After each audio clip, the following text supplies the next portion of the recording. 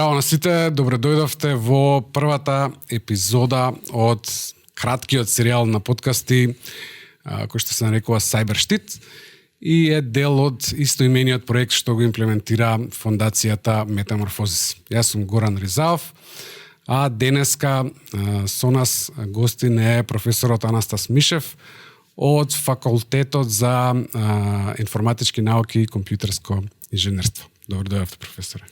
Добре, најдов, благодарам на поканата. Вака, сакав првото прашање да биде во однос на една најава на Сем Алтман, нели сопственикот на OpenAI, кој што најави нов проект што се нарекува Orb и ја скенира вашата зеница, со што подоцна би докажале дека сте човек. Прашањето е дали сега кога комуницираме онлайн сме сигурни дека комуницираме со луѓе? Па, подвоеноста на тие два идентитети што ги имаме, оној физичкиот идентитет што го имаме и оној дигиталниот, и оние дигиталните многу имаат повеќе кратни дигитални идентитети, секогаш представувало во некои ситуации позитивно. Имаме ситуации каде што некогаш било многу важно да се раздвои физичкиот од дигиталниот идентитет во репресираните земји, таму каде што имаме луѓе кои што не треба да дознаеме кои се тие физички, а треба да пренесат некаква порака во режимите и така натаму, но многу поголем проблем е на другата страна, таму каде што сакаме да бидеме сигурни дека зборуваме со вистински физички човек од другата страна на линијата, а линијата е таа интернет, глобалната мрежа, да бидеме сигурни дека навистина имаме соговорник, дека тоа не е некаква сега многу популарно наречена вештачка интелигенција. Интересен е овој обид на Алтман, голема фама се отвори околу тоа, редици чекале тоа да го направат. Не знам која е побудата, дали финансиската, добивањето на криптовалутата што ја нудат или токените, или навистина желбата да се докаже, но интересно е што тоа доаѓа токму од тоа место, од местото од каде што се започна, од местото каде што воопшто доаѓаме до оваа дискусија, дали имаме од другата страна човечки соговорник или имаме вештачка интелигенција. Многу е, како што рековте, интересно, бидејќи практично речено тие што го создадоа проблемот, мислам, постоеше вештачка интелигенција претходно, меѓутоа со генеративната вештачка интелигенција тоа доживеа бум. Значи сите, сега јас не знам човек што не користи генеративна вештачка интелигенција. И доаѓаме до ситуација кога било каква содржина или било каков уметнички израз објавен на социјалните мрежи, не знаеме колку е што се вели вештачки креиран. И сега истите тие велат, еве, за да бидете сигурни, скенирайте вашата зеница, дајте не ги вашите биометриски податоци, значи на приватна компанија или нон-профит како и да е, и ќе можете да си докажете дека сте човек. Колку е тука нарушена приватноста на луѓето? Мислам, дали воопшто може да се зборува за некаков вид на приватност со овакви алатки? Па секогаш кога даваме некакви лични податоци или лична биометрија, сме изложени на ризици за приватност. Особено кога тоа не е регулирано. Значи сега ние се уште со вештачката интелигенција се уште пливаме или пловиме во нерегулирани води. Никаква регулација нема. Зачетоци се на регулацијата на тоа што може, што не може, што ќе биде дозволено, што смее и што не смее.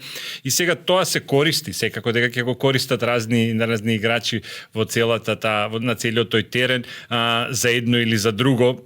Не знам кои се вистинските намери за тоа, дали навистина тоа ќе се користи за да се посведочи, кој тоа ќе го валидира, верифицира, има ние сме научени како човештво, сме еволуирале во една малку поинаква организација каде што имаме некакви системи, држави кои што на некој начин го треба да го воспостава тоа довербата и така натаму, ланците на доверба и така натаму.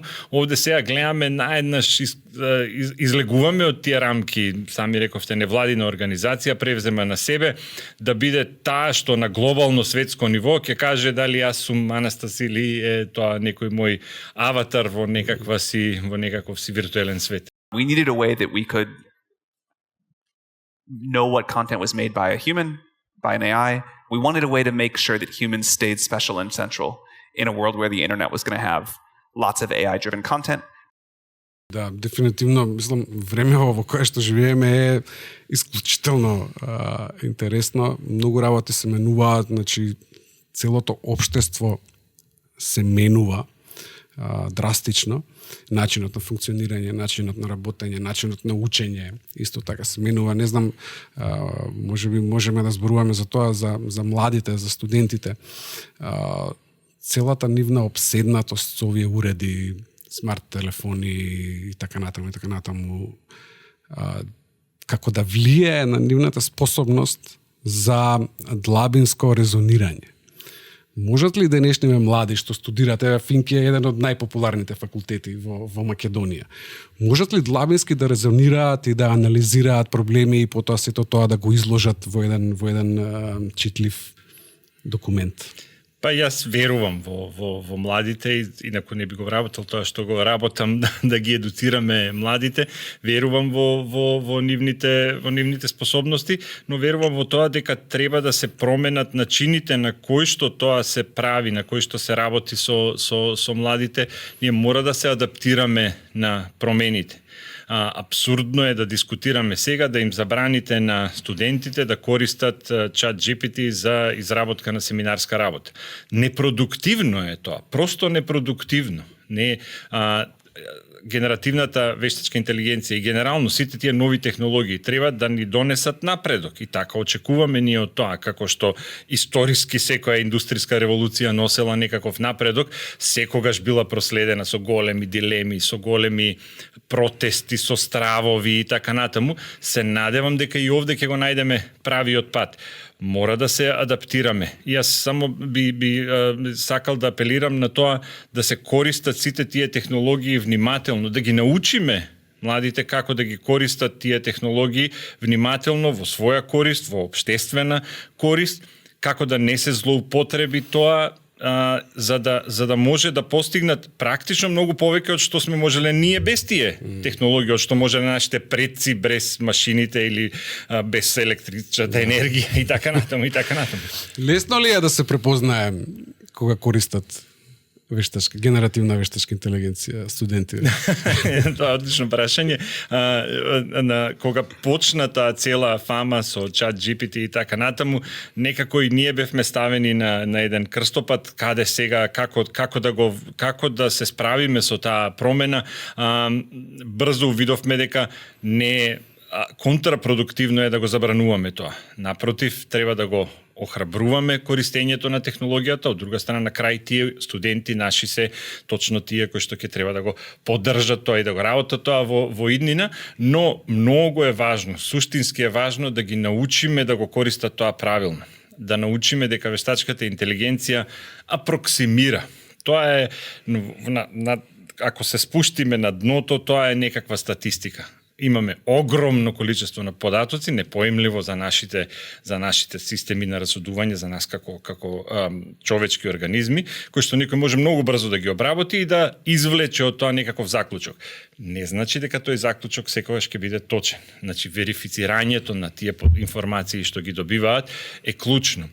И многу е лесно да забележите користење површно користење на вештачката интелигенција, која ќе видите халуцинации ги нарекуваме на таа генеративна вештачка интелигенција, нешто што нема никаква врска, извлечено е сосема од некаков контекст и нема никаква врска со целосната слика, која ќе видите чудни референци, која ќе видите чудни линкови во целото тоа, лесно може да се препозна. Ето она што сакаме да им обрнеме внимание на младите.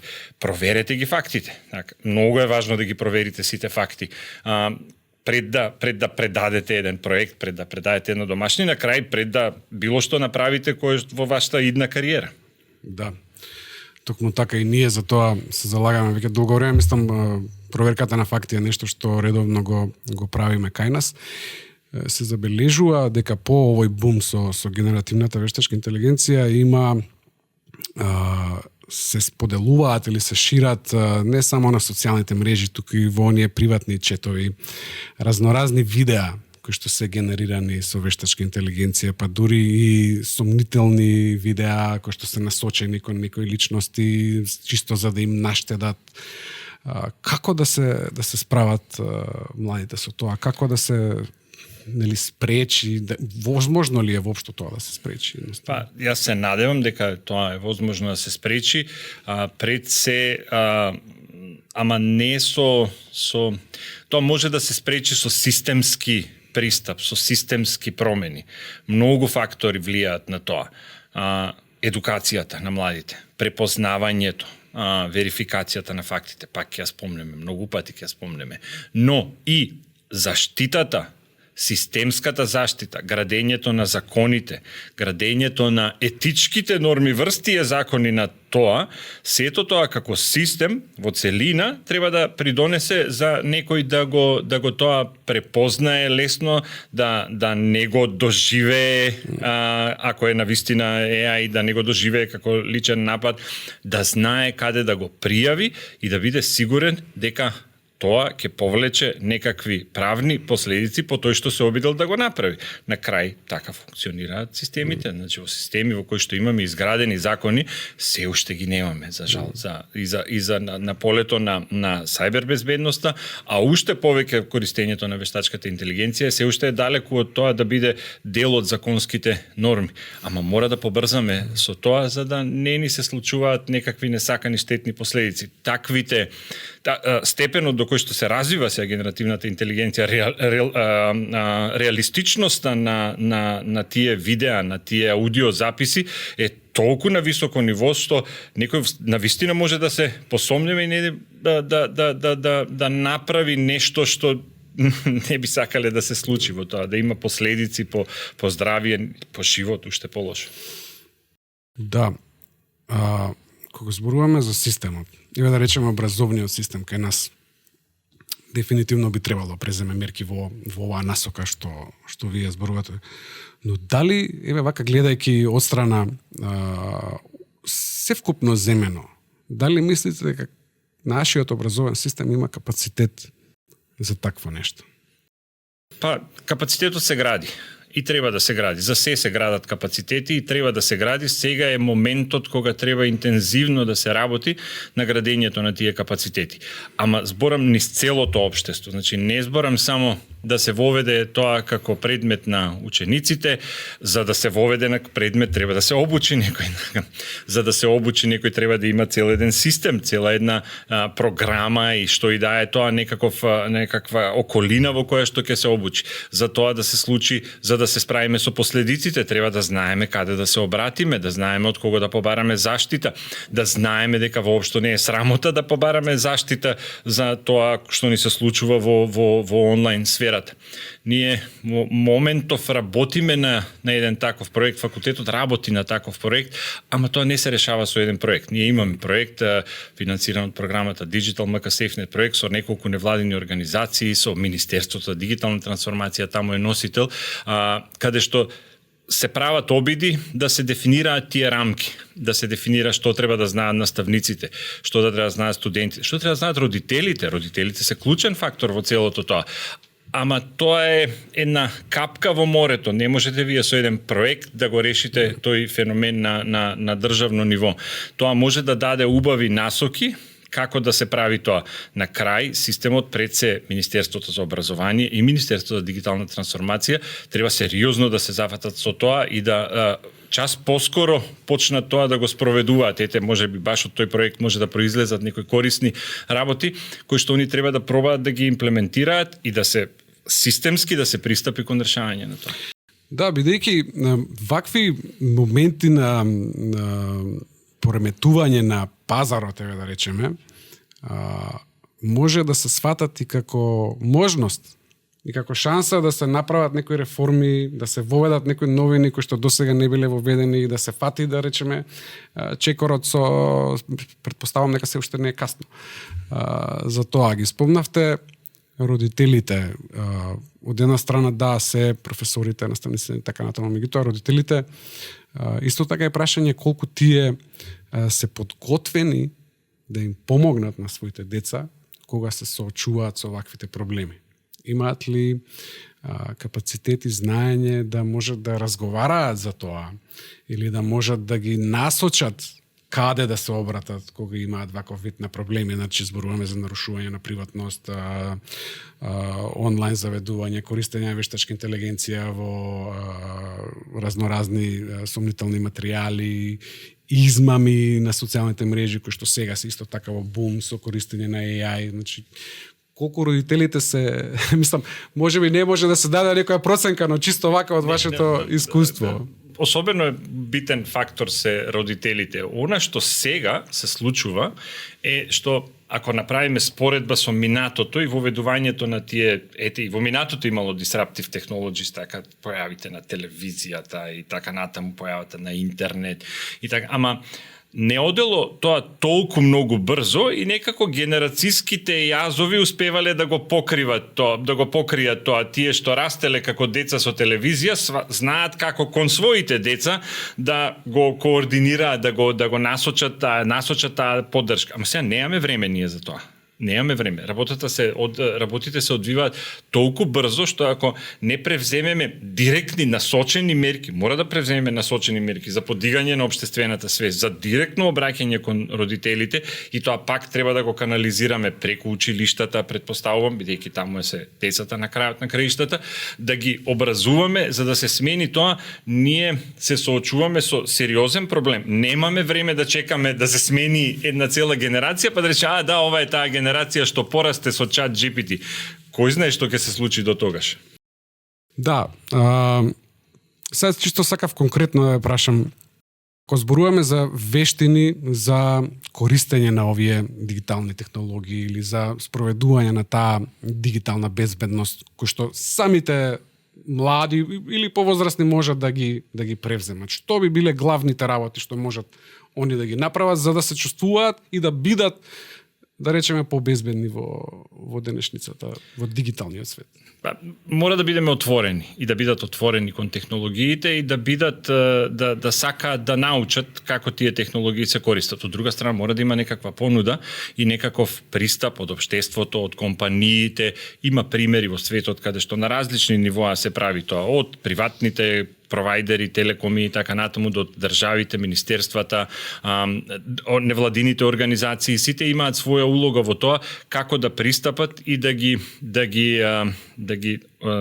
научат. Ние мора да научиме тоа. Мора сите да научиме тоа.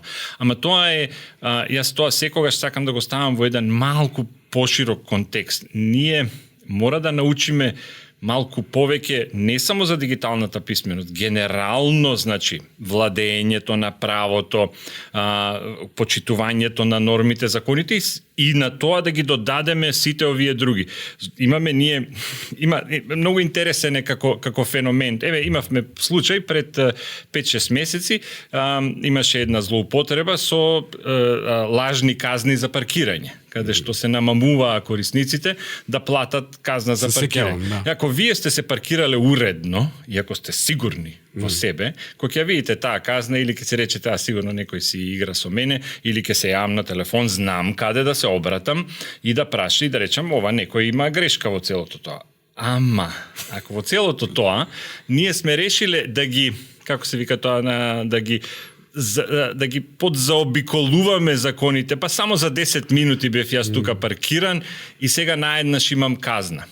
Возилото е службено, не сакам да дознае компанијата или на родителот моје возилото не сакам да дознае и ќе посегнам кон измамата. Многу полесни мети сме во тоа целото. Самите сме полесни мети ако системот не ни нуди целосна поддршка и ако ние не сме решени дека во целост ќе ги следиме сите тие норми. Стануваме лесни мети. Многу интересно и многу значајно ова што го кажавте. Има многу примери има сега во последно време со измами преку SMS пораки. Дури има примери каде што на телефон се јавуваат. На повозрастни луѓе им се јавуваат, вашата керка направи собраќајка, исплатете ни 80.000 денари на оваа сметка и тоа и луѓето плаќаат. Мислам, ова го гледаме од извештаи од Министерството за внатрешни работи, значи тоа се случаи кои што се откриени. А тоа колку не се откриени, тоа не можеме ни да предпоставиме. Добре, професоре, сакав да ве прашам во однос на интересот во нашиот образовен систем. Значи, дали можеби е потребно да има посебен предмет кој што би се нарекувал сајбер хигиена, сајбер култура, не знам, дигитална заштита, дигитални права, како сакате наречете го.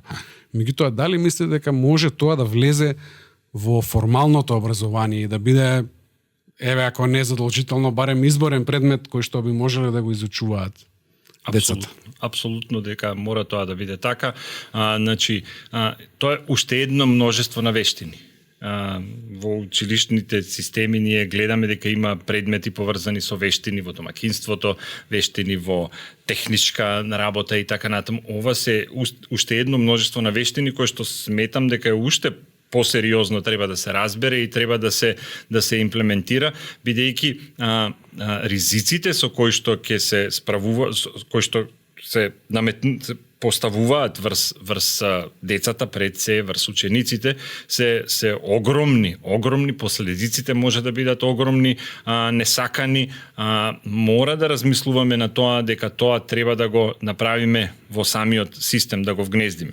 И сега, секогаш е тоа голем предизвик како да се обратите до младите, како да го направите тоа, дали треба да биде во формалната програма, треба да биде дел од тоа, ама дали можеби треба да биде на формален начин предавано, дали треба да има учебник за тоа и книга по која што ќе се учи, или можеби треба да ги искористиме современите технологии. Јас мислам дека до младите побрзо ќе стигнеме ако во 5 TikTok пораки им ги објасниме заканите што може да им се случат. Во 99% случаите сигурен сум дека ќе го земат тоа и ќе им влезе тоа во глава и дека тоа ќе го запамтат, откако кога ги примораме и речеме чеки се овде има една книга од 100 страни, треба сеето тоа да се прочита, како да се заштитите од современите технологии. Па да, и тој учебник би требало подоцна да се менува на секој година две. Затоа велам, нема тоа поента во целото тоа. Да. Во ред, тоа е се, ви благодарам многу, професоре. Навистина ми беше задоволство и се надам дека наскоро повторно ќе зборуваме на истиве теми. Ако сакате да додадете уште нешто што не ве прашав, слободно може. Па не, само сакам да апелирам на тоа, значи технологијата секогаш има двојна намена. Секогаш има двојна намена. Можеби имате право, можеби бевме доста негативни кон генеративната вештачка интелигенција и технологијата. Не знам, можеби такво чувство ќе создадеме, но јас мислам, сметам дека луѓето треба да бидат отворени кон користење, не да се плашат. Генеративната вештачка интелигенција има многу позитивни страни. Ние во моментов имаме неколку проекти кои што се поврзани со таа тема. Имаме проект кој што е финансиран од НАТО, се вика Сентаи, како оние заштитници, нели, во јапонските филмови, кои што треба да не заштити од безбедноста на мрежната безбедност, да ја зголемиме со користење на вештачката интелигенција. Ама не смееме тоа да го забравиме и другата страна. Секогаш. Така што треба да ја користиме максимално во позитивна смисла, да го искористиме најдоброто од тоа, да се заштитиме себе си со вештачката, да се унапредиме себе си, да станеме подобри во тоа што го работиме, попродуктивни и така натаму, ама секогаш мора да бидеме будни, да бидеме свесни дека и некој друг може тоа да го искористи во негативна смисла. Со секоја технологија е буквално истото. Во човештвото му се повторуваат тие приказни. Секоја технологија што може да се искористи за напредок, секогаш има и темна темна страна, некаква која што може да се искористи во контра смер.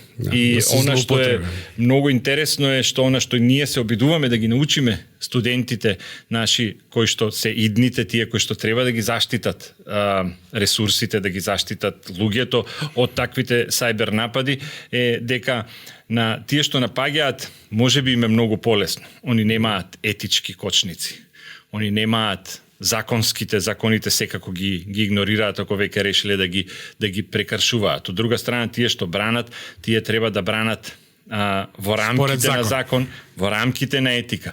И уште еден факт е тука секогаш многу битен. Ние велиме, ги учиме студентите, вие мора да заштитите се. Тој што напаѓа, само едно треба да најде да го нападне и веќе е внатре во системот. Ама па тоа треба да биде мотивацијата да одиме напред, да ја користиме технологијата за доброто. Така е, тоа е предизвикот. Горец, ви благодарам уште еднаш. Благодарам. Тоа беше првата епизода од серијалот Cyberштит. Ке имаме уште 2 епизоди, па понатаму се надеваме и уште повеќе. Ви благодарам многу и до гледање.